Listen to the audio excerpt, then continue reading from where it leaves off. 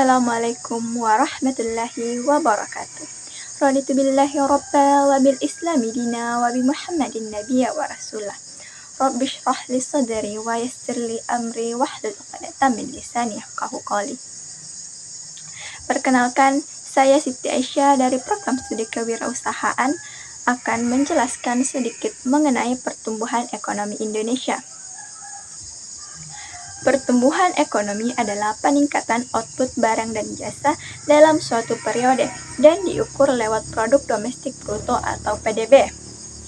Ini penting karena menunjukkan kesejahteraan.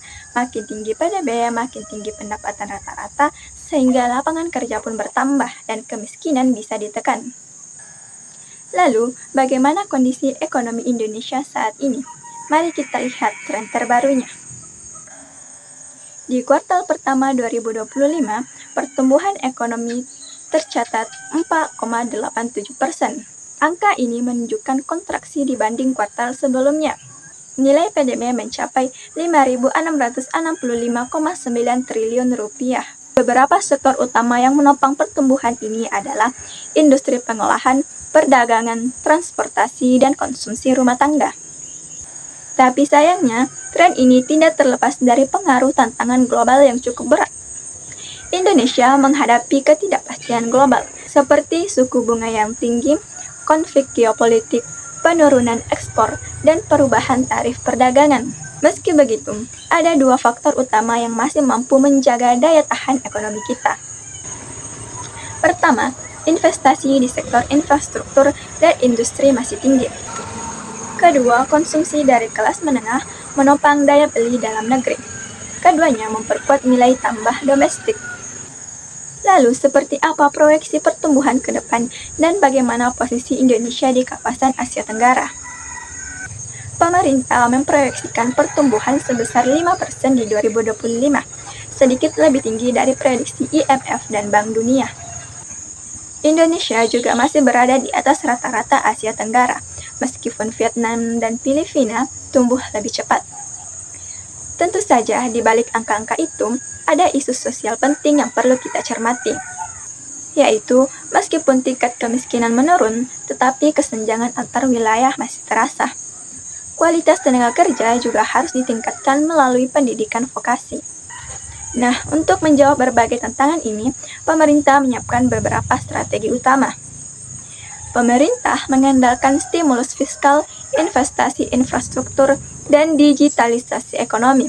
Reformasi struktural juga terus dilakukan untuk menyambut industri 4.0 dan ekonomi hijau.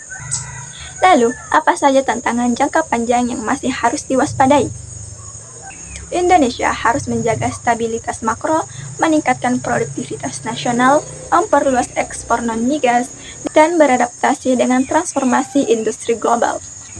Sebagai catatan penting, PDB Indonesia pada kuartal pertama 2025 tercatat sebesar 5.665,9 triliun rupiah atas harga berlaku, yaitu nilai ekonomi berdasarkan harga aktual tahun berjalan.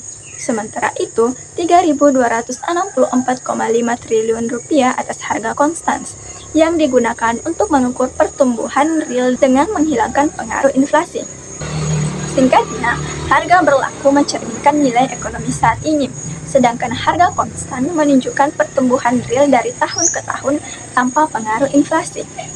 Dengan semua tantangan ini, apakah kita tetap bisa optimis? Jawabannya tentu saja bisa. Meski ada perlambatan, fondasi ekonomi kita tetap kuat.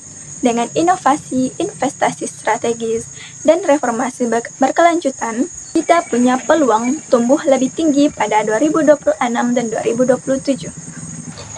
Itulah tadi gambaran singkat mengenai pertumbuhan ekonomi Indonesia tahun 2025 yang meliputi tren, tantangan, strategi, dan capaian utama.